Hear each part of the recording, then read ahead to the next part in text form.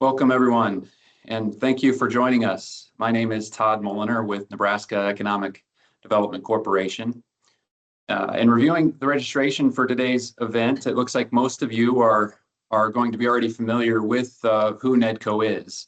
But briefly, for those who might not be, NEDCO is Nebraska's oldest, largest, most respected SBA 504 lender. It isn't SBA 504 lending isn't just something that NEDCO does. It is the only thing that NEDCO does. It is the exclusive focus of entire staff. In part because of this focus on 504 lending, NEDCO very rarely hosts an event like this one. But the opportunity for NEDCO to bring Bob Coleman to Nebraska's lending and economic development communities presented a unique opportunity that justified putting this event together. Many of you probably already know Bob.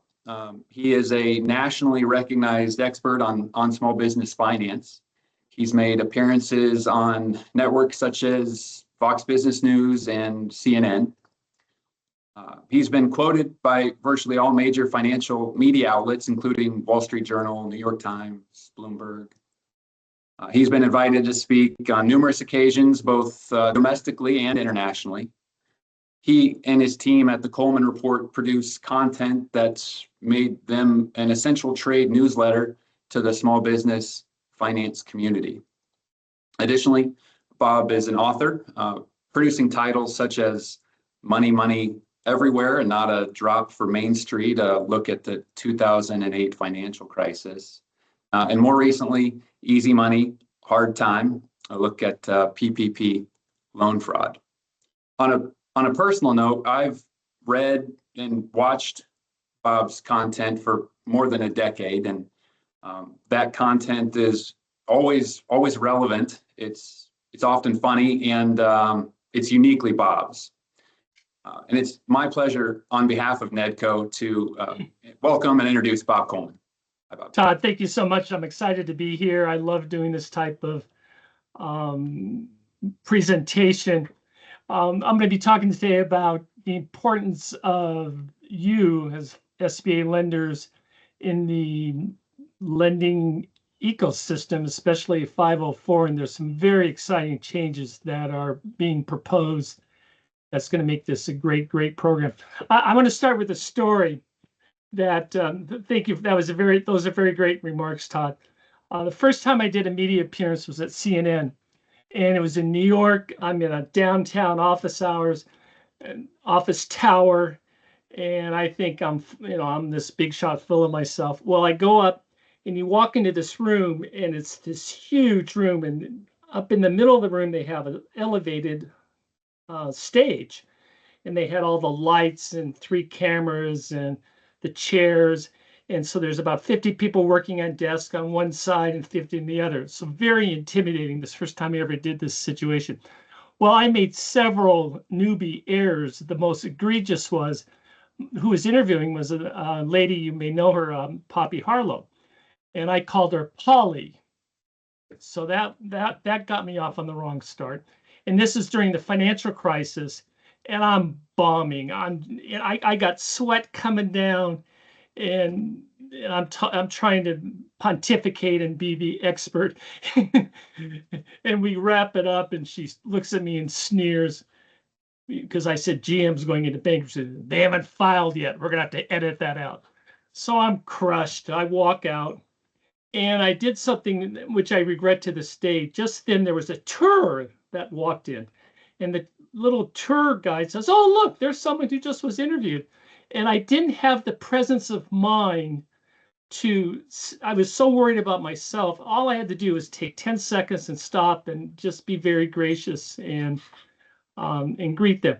And I just stormed out, and then I had this horrible makeup, and I had to get it removed. Anyway, what I learned from that is this type of presentation is very difficult, especially online, because I don't have any interaction. But you learn very clearly to, be gracious and hit the talking points. So I've learned from my mistakes, guys. Um, I want to start off with this slide. Can we all see that, Todd? Are we good? Yep, looks good, Bob. Okay. And this is the key. Just and it goes back to my opening comment. Remember what we do. Remember why you're here. And why we're here is to be an important part of the financial system. 64% of all jobs are created by a small business. NEDCO is a small business. A lot of you work for a small business. And even though you're a community bank, you may not think that you're a small business, but you are a small business. You're important. You hire people, and you're part of the economic growth in your particular area. I'm not going to go through all these, but let's always remember what we do is important. Yes, it's great that we can earn money by creating assets out of the air for our institution. But at the end of the day, we're creating generation wealth for our entrepreneurs. We're giving ourselves personally a nice paycheck, and we're creating jobs. And that is a very nice calling. It's certainly not the priesthood, but it is it's important. And it's important to know with what you do is important. I started in 1993, and I thought you guys would like this. This is my only copy. You can see it's stained. Between moves, I lost a lot of archives, but I have this. But look at my headlines. The world hasn't changed. I started November 15th, 1993. By the way, just Easter egg, if you notice that volume 1, number 22, I thought I was being clever because I didn't want people to think it was a startup. So 22 was the 20 November, 15th. Actually, my first time I got my first subscription, back then it came through the fax machine. So I became Pavlov's dog. Whenever the fax machine went off, I got all excited. But the guy said, "Oh, this is great. I want the other 21 issues." So as an entrepreneur, don't overpromise. I think that's what. But look at my headline: The Fall of Mechanics National Bank. This is the reason why we have IRS Forms 4506 today. Mechanics National Bank, a former, I won't mention his name, LA district director, went to this bank, started a program.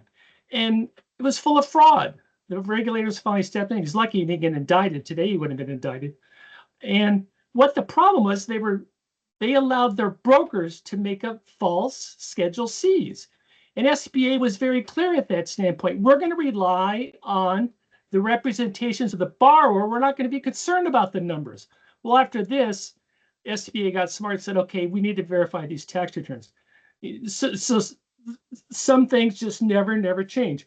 I did a profile of a great Southern California lender, friend of mine, whose the theme today is what? He made good loans, characters of the first C. He made loans to people that pay him back. That has not changed over 30 years. And finally, look at this. We had a meeting, the Bay Area government guaranteed lenders in San Francisco. And what's the topic? The recent changes in the SBA 7A program. So even though this is 30 years old, the themes are still the same. I've had a lot of fun doing this. This is one of the things we do. I'm going to take time and plug our event. This was for last year. Secondary market is the reason why we're in this program as 7A lenders. 504 as well is very important, the secondary market. This is not a secondary market presentation. This is not a presentation of why you should do SBA lending. But if you're not a lender, if you're not active in the 7A program, learn it. Yes, it's difficult. It's complex, but that's your business. You're in the risk assessment business. And part of the risk assessment is to make sure that we get this documentation right for our 504 loans and for our 7A loans. It's a great program. And over the years, it's become a solid, great alternative for capital. Look, my background is I'm an entrepreneur. I started as a paper boy. Actually started my banking career as a teller. And I worked in a bank. I ran an SBA department, but I wanted to I wanted to be an entrepreneur. So I remember those old VHS things we put into a slot. For those, I probably just lost 3/4 of my audience, but we had these things that was called home videos. I ran a home video department, failed. But entrepreneurs learn from their failures. And your task as a lender is don't let them fail on your watch. It's okay to lend to people who have made mistakes because we learn from our mistakes. I told a little bit of Fox News. The takeaway on that is entrepreneurs need, it is not for the faint of heart. They need to learn how to do different mediums. They have to learn how to adapt with the changes. And I was fortunate enough. Fox called me. I was on a Saturday morning show, but I learned from CNN. And they put me in LA. I was in a box by myself. I'm again sweating. There's lights.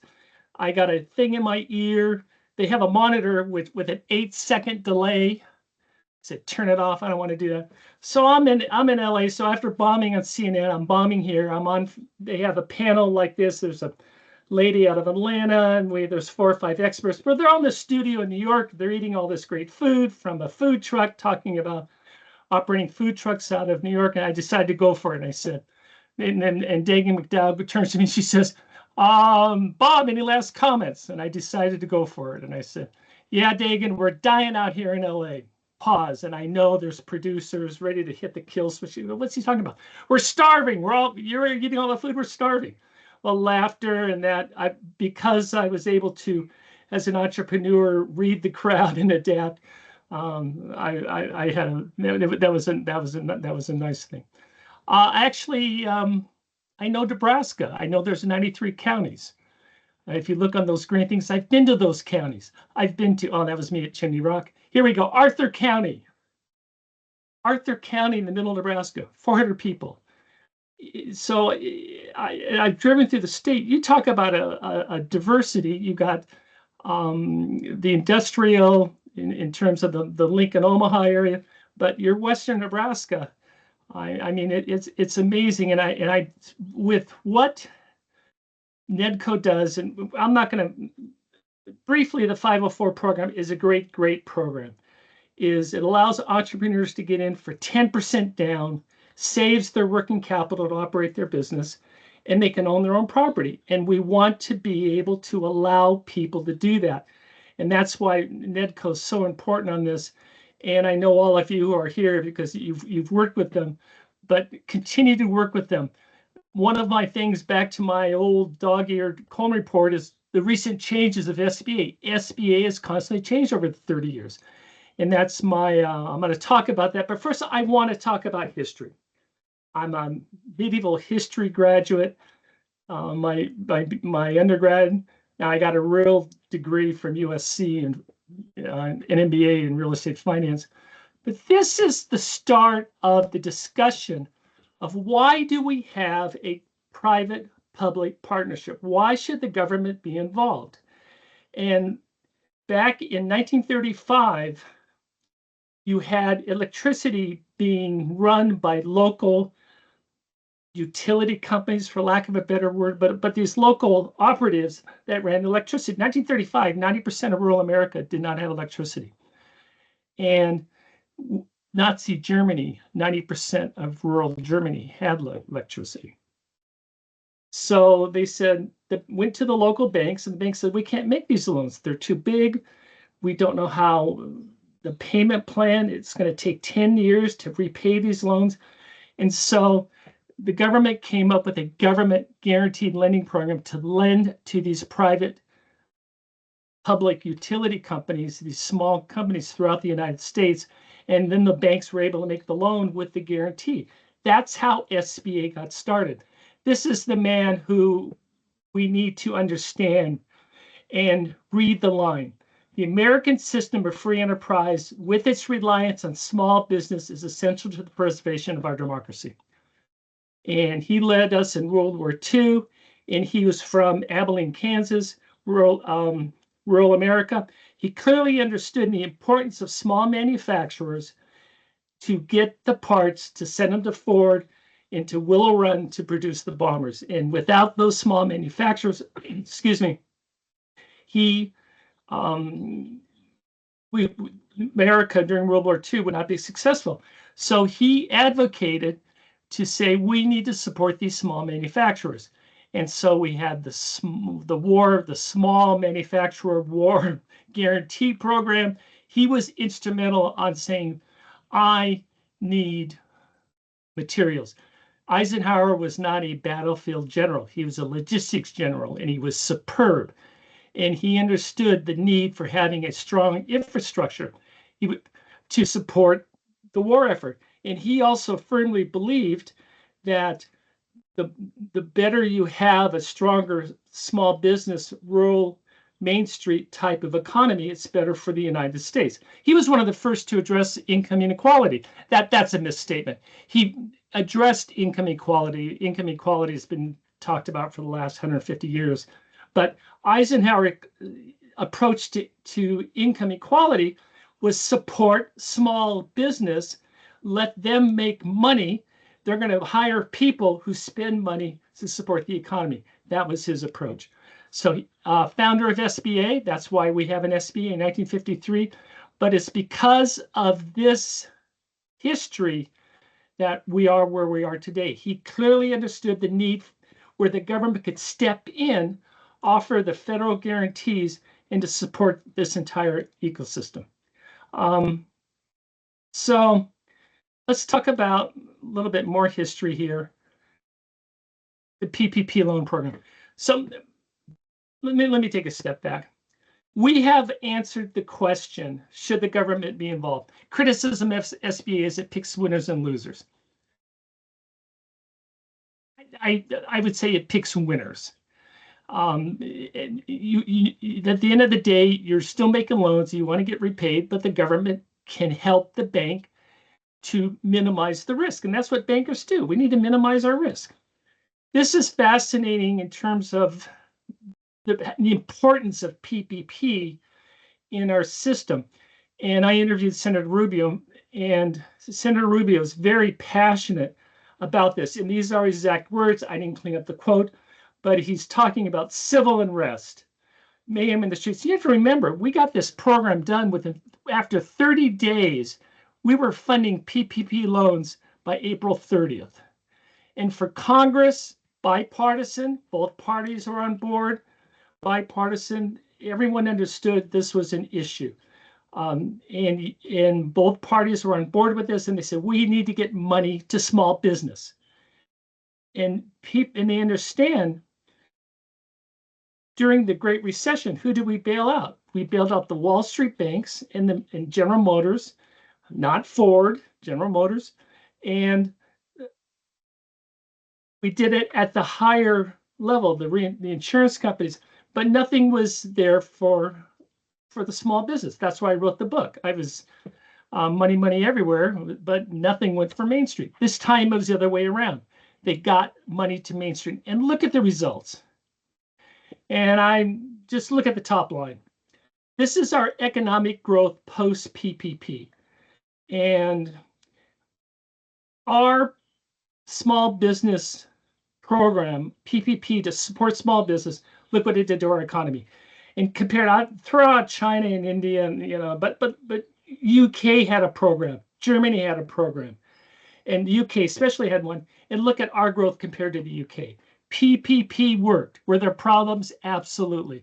But the concept of supporting small business is now today in 2026 a very important bipartisan realization. And you're part of that ecosystem. There is support in Congress for this. It's bipartisan support. I won't go through the whole history. I was a lender when President Reagan tried to abolish it. And in fact, I was one of the founding members of NEDCO, the 7A trade organization, in response to that. But finally, the conservatives figured out, which we've been screaming about for years, is the fees for 7A and the fees for 504 pay for the losses. And when you make that argument, when NEDCO's trade organization goes to Congress, they have to remind these conservatives, this pays for itself. And that is a very, very powerful argument. Yeah, there's fraud. But on a percentage basis, it was very small, and give the government credit. Look, compare what's happening today and going after, and these people need to be in, I mean, they're fraudsters. They need to be in, and they ripped us off. We all pay taxes. They ripped us off. But on a percentage basis, it's very small. By the way, compared to the UK, our losses are way smaller. UK fraud is well over 10%. We're down in the 2 to 3% range, which is, I hate to say the word acceptable, because you had to trade off. What Rubio was saying, we need to get this money out. We know we're going to have problems. In fact, they knew they were going to have problems, because they said, and we're going to fund $1 billion in the Inspector General to go after these people. They did what they said. But compare who's going to jail today versus during the Great Recession. Great Recession, who did the government put in jail? Presidents of community banks. Not one Wall Street banker went to jail. That's a mistake. Actually, one did out of Wells Fargo on security fraud. But they went after the community banks. This time around on the fraud, who are they going after? They're not going after the banks. A couple bankers were egregious, but they're going after the fraudsters, the borrowers. So at the end of the day, this program worked. We're going after the people we should be going after. The banks did their job. CDCs did their job. They got the money out. So when you read about all this stuff in the big picture of things, yeah, you're right. It's being addressed. We're going after those people, but it worked. Look at the GDP numbers.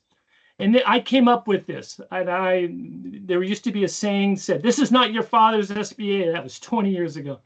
So I came up, I said, what is it? I Googled AI. I said, hey, what's the new standard? And I said, okay, fine. I'll make up my own. And SBA is the new gold standard for entrepreneurs. I don't know if it'll take, but that's where I'm in. Okay, let's talk about the changes that are very important, that are going to impact your institutions and your borrowers. This is proposed. This is in the president's budget. And by the way, when you go through that, the president is very supportive of this. Now, I'm not going to get into a political debate of, is he targeting the right people? But he's made it very clear. We're targeting manufacturers, and we're targeting the supply chain from farm to product.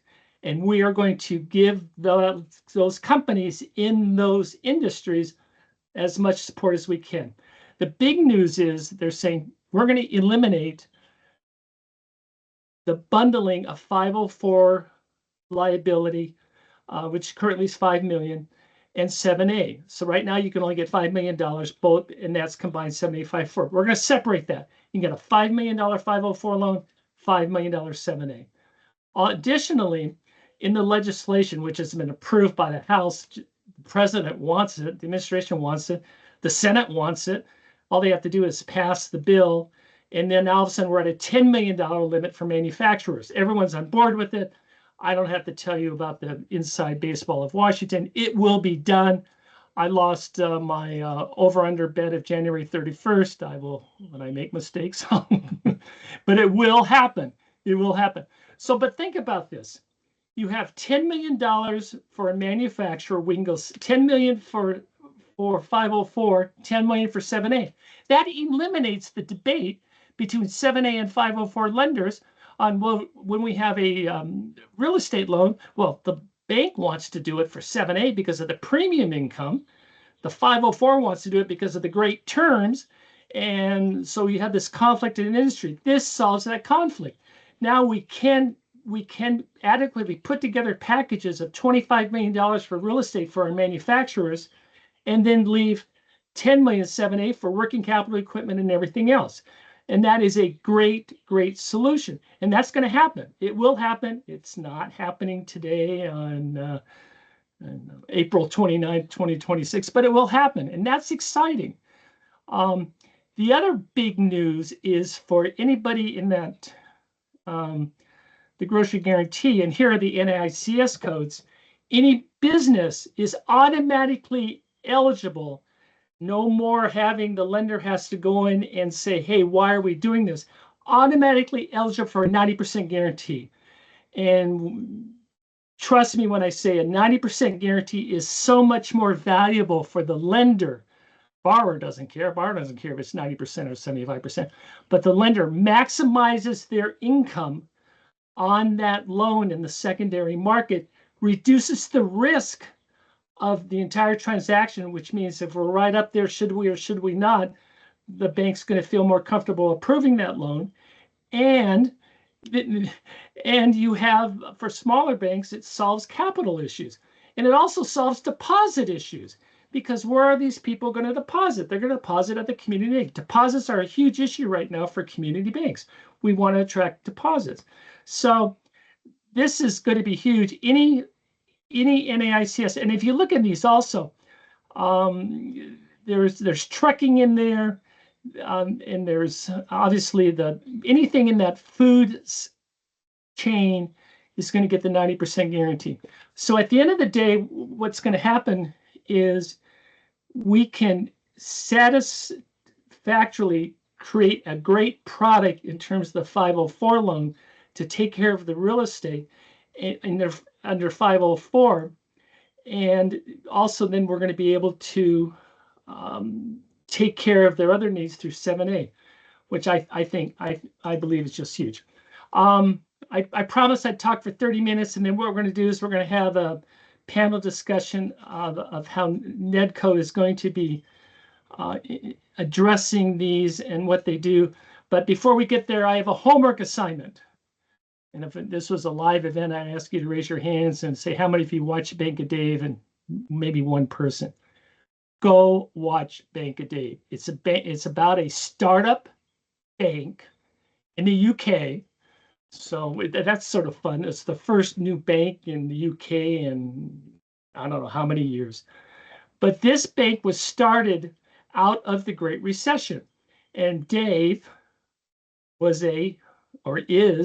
an automobile dealer.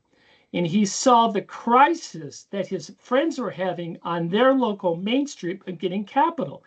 And at the end of the day, we need to remember one of the most stressful things in my previous iterations before I'm doing what I'm doing, getting capital was always a major, major issue.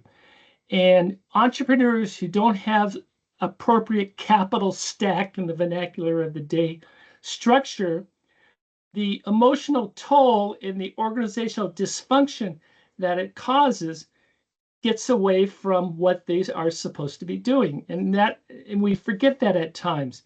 We're solving their financial problems. So he chose to do that. And he started making loans to his friends. Well, the UK didn't like that. They actually arrested him for being a bank. So his response was, fine, then I'm going to become a bank. And he did. And it's if you like, even if you don't like UK, you may want to do the subtitles. I had to use the subtitles because even though it's English, it's the accent sometimes on it. But it's a fun story. And I'll give you the spoiler alert. If you're a rock and roll fan, Led Zeppelin came in to do the fundraiser to fill the subscription so they can open the bank. And it's still open 15 years later. It's a nonprofit. They employ about 15 people, and they take care of their needs in their local community. And that's a great way to finish that. At the end of the day, remember why we're doing what we're doing, and remember, and just take a step back on how important you are in this entire process. Okay, what I want to do now is I want to shift to bringing in our panel. Todd, you want to bring them in and introduce them, and I want to moderate a discussion on more of those specifics on what exactly NEDCO does to make sure we clearly understand NEDCO's role in that system. And we can talk a little bit more about 7A or well. But look, this is a great time to be an SBA lender. It really is. And there's a lot of very smart and very good people. I'm in a fortunate position. I have a friend of mine who's now Thomas Kinsey. He's third in line succession to being administrator. He's a banker. He's a rural banker. He grew up in rural Georgia. His dad was a farmer. He understands, and he understands the importance of getting capital out to, first of all, anybody in that grocery supply chain, but getting capital to the manufacturers and what a proper capital structure can do to make that entrepreneur successful. We want to encourage our entrepreneurs as much as possible. Todd, you want to introduce the panel? Yes, thanks, Bob. Appreciate it. Yes, we have 3 people participating on a panel with Bob. You'll know 2 of them from NEDCO. Jason Culvers, Chief Credit Officer. Jason began his career at a community bank here in Lincoln and learned the fundamentals of the financial services industry through that. He joined NEDCO in 2013 as a loan officer before moving to be promoted to the Chief Credit Officer here at NEDCO. In his role, he oversees the application department and is responsible for maintaining strong underwriting standards and compliance with the SBA 504 program eligibility requirements.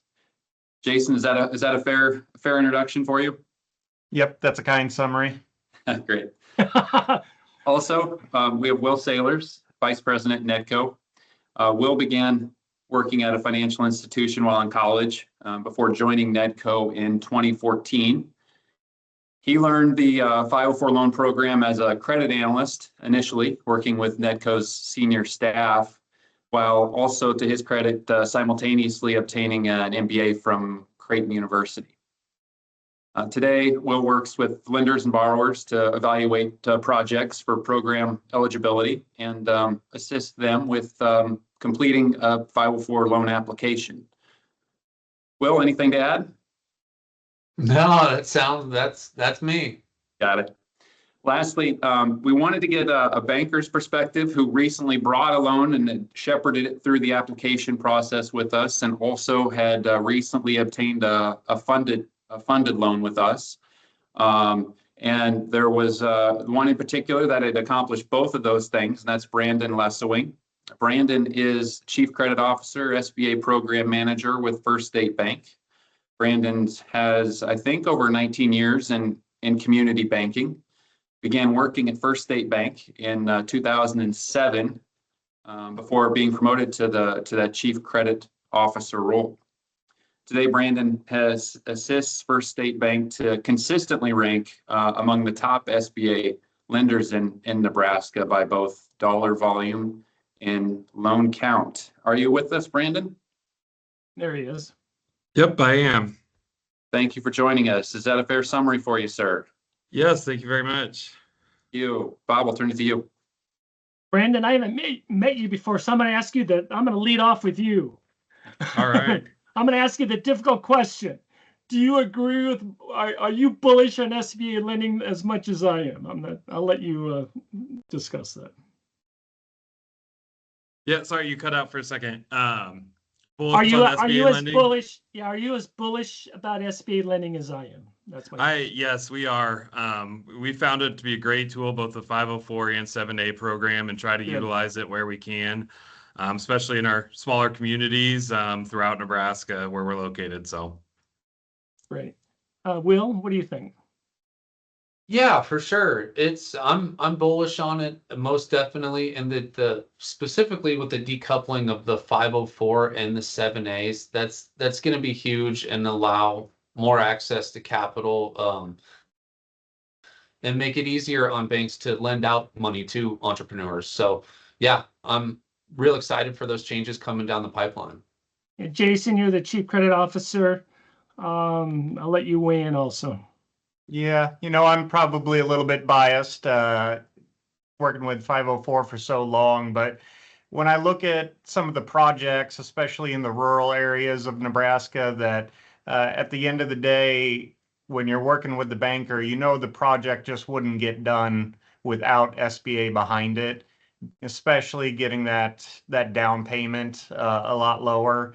Cash and capital is usually a big issue for some of these projects, and being able to do them at 10% down is kind of that key to getting them over the hump. Yeah, I agree. And we forget how important that is, that the difference between 10 or 20%. It's not that they're going to take that 10% and go to Tahiti on vacation. They're going to put that back into the business, which is what we want as a chief credit officer, right? Yeah, exactly. I'd love the trip to Tahiti too, but probably not in the cards. Well, maybe they can do both if the structure's right. Hey, Brandon, tell me about the Nebraska economy. I've been in Nebraska, but I don't know the economy. Tell me about it, man. Yeah, obviously a very agricultural based. The agricultural sector's kind of tight right now, but Yeah. overall, still, we don't get quite as many of those big swings as some of the coastal states and things like that. So I would say overall, we still have a pretty strong economy, low unemployment compared to the national averages and things like that. So, yeah, with a lot of our industry tied to the agricultural markets and things like that, a little bit tighter on those things. But I like some of the programs, the grocery programs and things like that their SBA is coming out with. I think will definitely help and boost in that. So Expand on that, Brandon. And I don't need to know numbers, but just give me a general statement. How important is that 90% guarantee versus the 75% guarantee? I think it's very important. Yeah, We it do really a is. lot of government lending, so we use all the programs, both USDA and FSA, a lot. And knowing we've always been able to use SBA for agricultural purposes and some of those things, but obviously FSA has a 90% guarantee versus what our typical 75%, and so that difference, I think, helps boost because it gives us more options. Also, the SBA has higher limits than FSA currently does.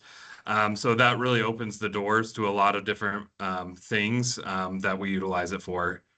Yeah. And I know you're not going to say this. My chief credit officers here, Brandon and Jason, you're not going to say it, but I'll say it for you. Because we're not supposed to worry about that, but I can make the statement that 90% guarantee is in the back of credit office. I'll make a general statement, so without picking on you, I don't want to get you guys in trouble. But that 90% guarantee, that's in the back of a credit officer's mind when they're on the fence. Well, not really to approve the loan, but I guess dollar amount, and that I think you can address is that you're more comfortable giving him perhaps a little bit more working capital that will definitely put him over the hump. That's a fair statement, right, Brandon? Yes, I would agree with that. Definitely boosts that risk from the bank standpoint, getting that higher guarantee and exposure level lowered down. Jason, in underwriting these loans as a 504 lender, I assume you're going to use the same approach, whether it's a $2 million 504 or $10 million 504. Tell me about that. Yeah, and that's something Will and I will discuss sometimes, and it can be both a good thing and a bad thing, but we can underwrite a small loan, and sometimes it takes the same amount of underwriting as the big if not loans. more. Yeah. No, the rules are one size fits all. So yeah, we're putting in the same underwriting effort as we do on the small deals as the big deals. Yeah. I'm looking at Will. I need to get him in the conversation, but I'm going to pick on my underwriters now. But Brandon, when we're talking about these larger loans, I argue it's actually easier to underwrite them because you have a more sophisticated. I got to be careful. I don't want to say a more sophisticated borrower. I'm not saying that $2 million guys or gals unsophisticated, but you're going to have a CFO. You're going to have better metrics, and you're going to have a much clearer picture of that larger loan, and so you can clearly assess the risk. Would you agree with that? Yeah, I would.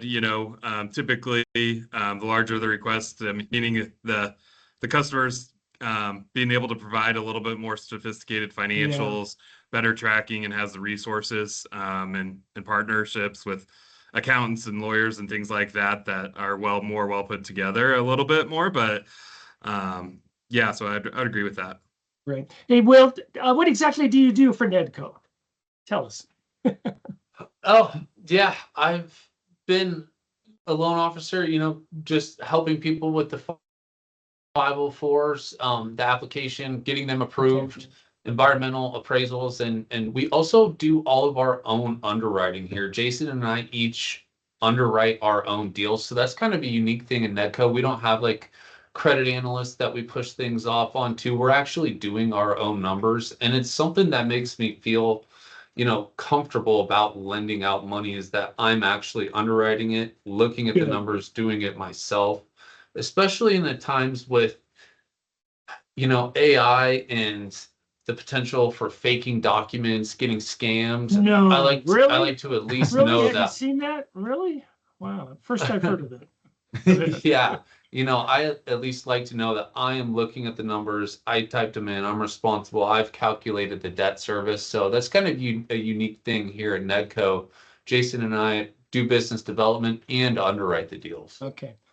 When I came out as a 7A lender, and I didn't know anything about 504. And the first time I went to a NADCO meeting it was in New Orleans, and this would have been in the 90s. And I was shocked because I just come from the NAGO where stuffed up suits and all corporate employees.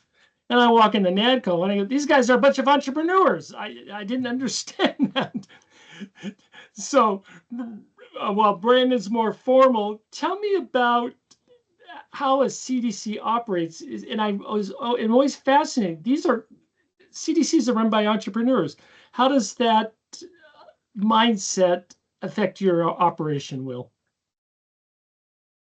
It definitely does. We're looking Yeah. at a variety of different deals here, from small liquor stores to big manufacturing deals. So we have to get a feel for every business. And I'm not saying I definitely could not run the businesses, but after being here for almost 14 years next month, getting a good feel for the numbers is definitely important and critical for when you're lending out money. You want to know the numbers, and we underwrite our own deals, so that makes me feel a lot more comfortable. And there's not you have to have experience just lending generally, because if you came in and you didn't know what you're doing, you could mess something up really bad. So yeah, I've been here for 14 years, and the experience I've gained along the way has been invaluable. So I can hopefully make deals go smooth for everybody moving forward. And yeah. Well, I was a high school soccer referee, and then we had a great saying which applies to underwriters, which is, how do you good judgment? And that guy has good judgment. Well, how do you get good judgment? Well, you get it from experience. Well, how do you get experience? From bad judgment. So I agree with you absolutely. Underwriters, you learn from your mistakes. Hey, I want to talk about a recent project that NEDCO's done. Tell me, who wants to take that, and just tell me about a success story that you've recently done. Will, do you want to maybe tell them a little bit about Bison? That's probably a good example of NEDCO's work on a small manufacturer. Yeah, sure thing. We just got a loan funded for a new facility for Bison here in Lincoln. They make basketball hoops. They manufacture them and then ship them I'm out. sorry. I thought you were going right to grocery supply chain, and I'm looking at the list. I don't see Bison animals. Anyway, go ahead. I'm sorry. You got me off track. Please. The manufacturer. I love it. Please continue. Yeah, here in Lincoln, owned by Nick Kusick, who's Sure. a great entrepreneur here in Lincoln, and involved in the community in various aspects. He owns that company, and he does a great job. And we were able to get them funded just recently here on a new facility to create basketball hoops. I don't know exactly how many employees, but they have a lot, and it was a big project for them and for us. So that was a fun one. Going down there, touring the facility, and seeing exactly what they do. It was really good, and hitting that manufacturing goal, which is a big emphasis for SBA. So I assume basketball hoops, sell a lot, but anybody who has a court, so colleges, high schools, YMCAs. Yeah, they do basketball hoops, soccer goals, other various okay. Other various athletic items. Yeah, they manufacture. That's great. Here. Well, let me ask you the question then. So I'm a high school AD, and I need to buy new basketball hoops. Tell me about the Made in America product versus the Made in China, and why I'm going to make the decision to buy from this Nebraska-based company. Fascinating. Well, you know it's going to be quality. If you've ever ordered anything off Amazon, about half the stuff. I try to ask hard questions, Will. I'm setting you up with the easy ones. Go ahead. Half the stuff you get off Amazon these days just falls apart after one or two uses. And I don't think we want that on a basketball hoop. Yeah, I can guarantee you these hoops made by Bison are high quality. So made right here, and yeah, they will last for a long time. That's a great story. I appreciate it. Brandon, you do both 7A and the 504, what we call the third party loan, correct? Yep.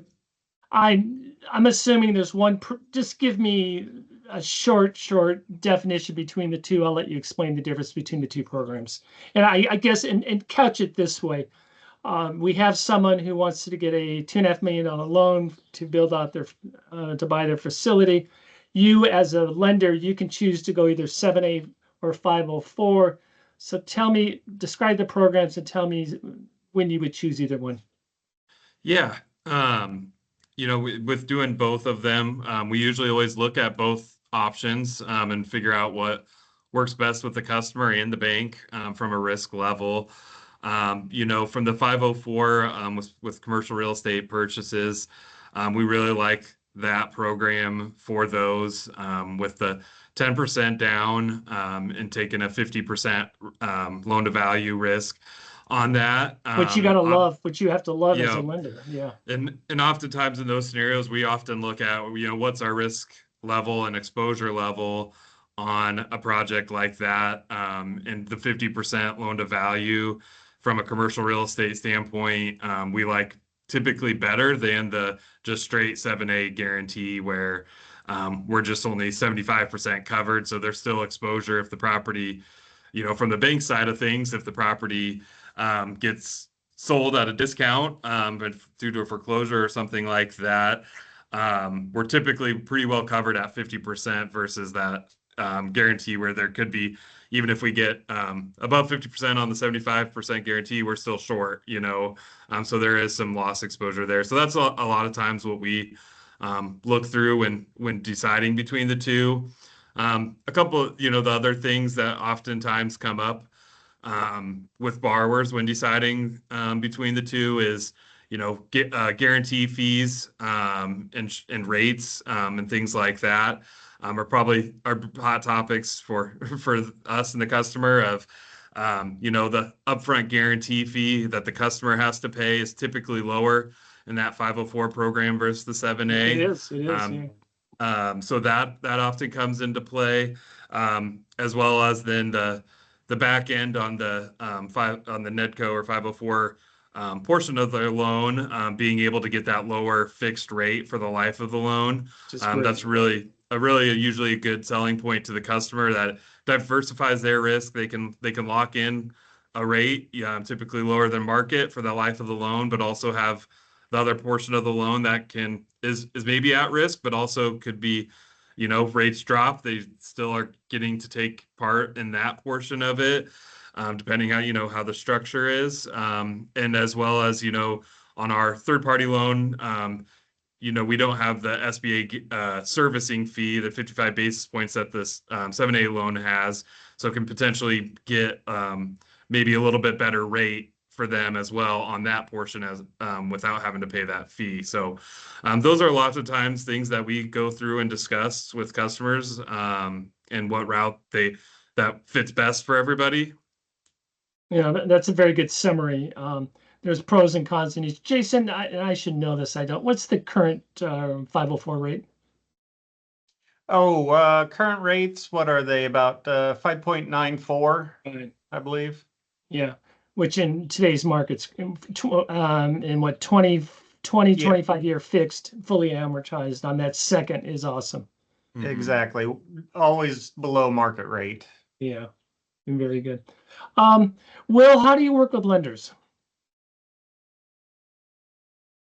You know, most of the time we will just get a call, and bringing us on early in the process is very critical to making sure that we structure the deal right, either a 50, 30, 20, 50, 35, 15, or getting that 10% down payment, bringing us in early and just giving us a call right when you think you might even have a deal is very critical in the process to make sure that we can give a good eligibility check with it, get the financing structure right, and then make sure that it's going to at least pass a general smell test of underwriting without looking at any numbers.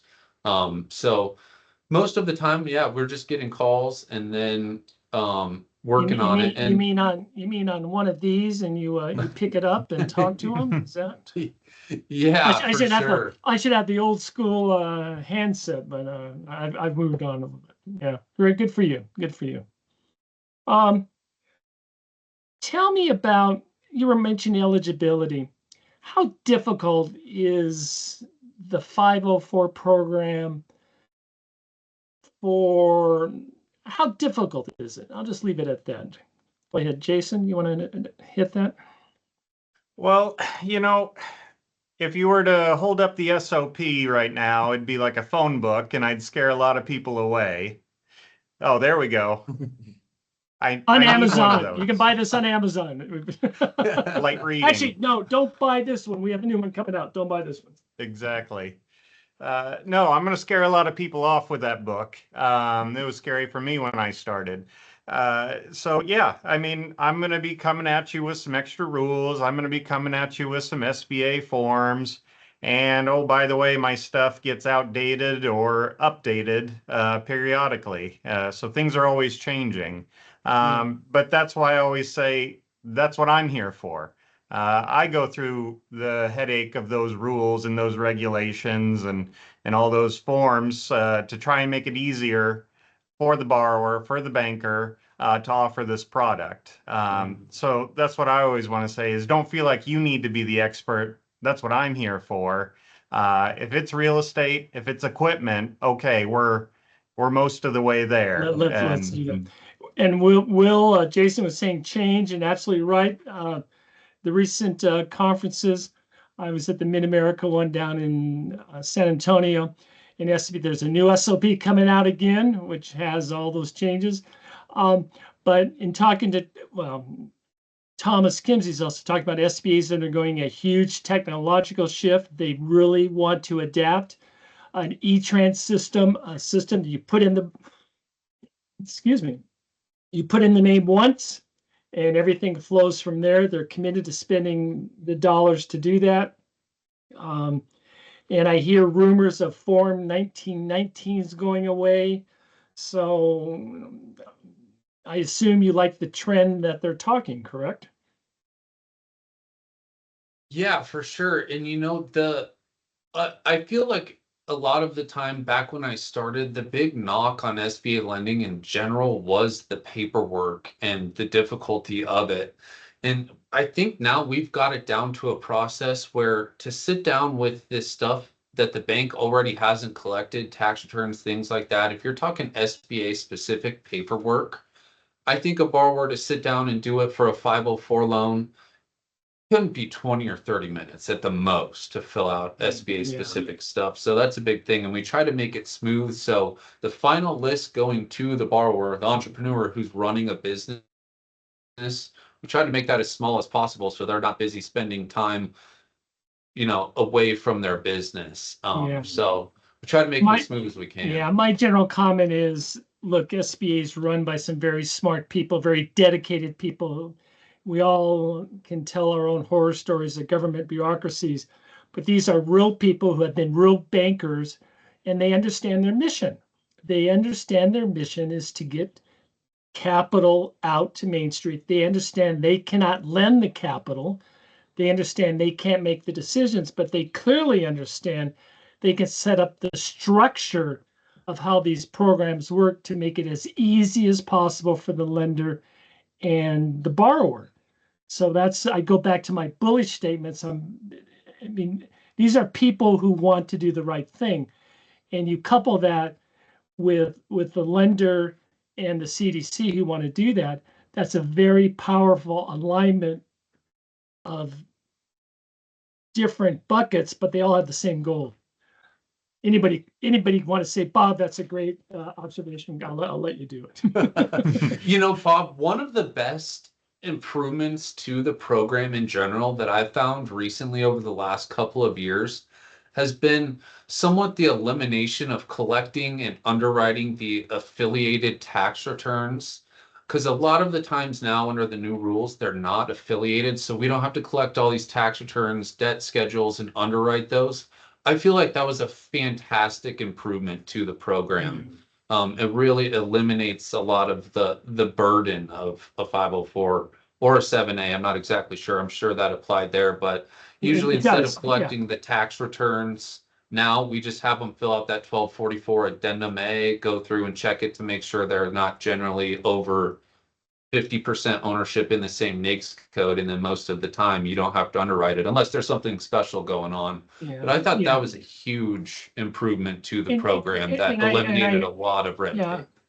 And I agree with you. I believe strongly SBA, they're committed to that, and they understand where the challenges are in this process. And now, at the end of the day, yeah, we still need banks. Brandon, you're regulated by regulators, and you have different interests, and you have different people who are looking at all this stuff. But at the end of the day, we have someone who buys in. Good company, they employ people. We want to make that as smooth as possible to get them their funding. And I'm excited that I believe SBA is really committed to doing that to make the borrower's life easier, the lender's life easier, as well as the CDC's. So the reason why I'm saying that is for a lender on the call where you've dabbled in SBA, where you know, I always like to, you know how to spell SBA, but you haven't been that aggressive in that because of we did it once and SBA didn't pay us our guarantee because we didn't get this form. Reconsider that mindset. SBA, they don't like denying guarantees. They want to make that, and they're trying to make the rules as clear as possible. If you do this, we're all doing this effectively. We understand bad things happen to good businesses, but we're willing to share the risk. And Brandon, yeah, this didn't work out for whatever reason. We were all on board, but we're going to cut the check and let's move on to make the next deal. Brandon, I'll let you comment on that. Yeah, no, just kind of piggybacking on some of the things that you guys had already mentioned, but I feel like the process has continually gotten smoother. Oh, good. I'm glad to hear that. Yeah. With that, I'd love to see some E-Tran updates or a new system from that side. They're rebuilding that whole E-Tran, and then now we're getting in the weeds. But E-Tran is how you process the loans, and they've had a big problem with error codes, and they're solving those error codes.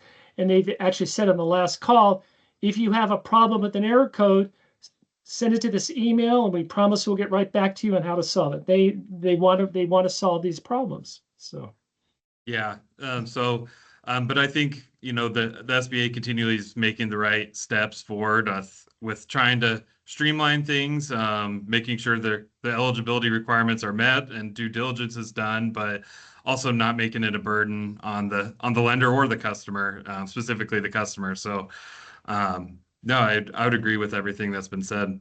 Okay, yeah, and the recap of this, I'm being optimistic. Look, there's going to be challenges. There's going to be problems.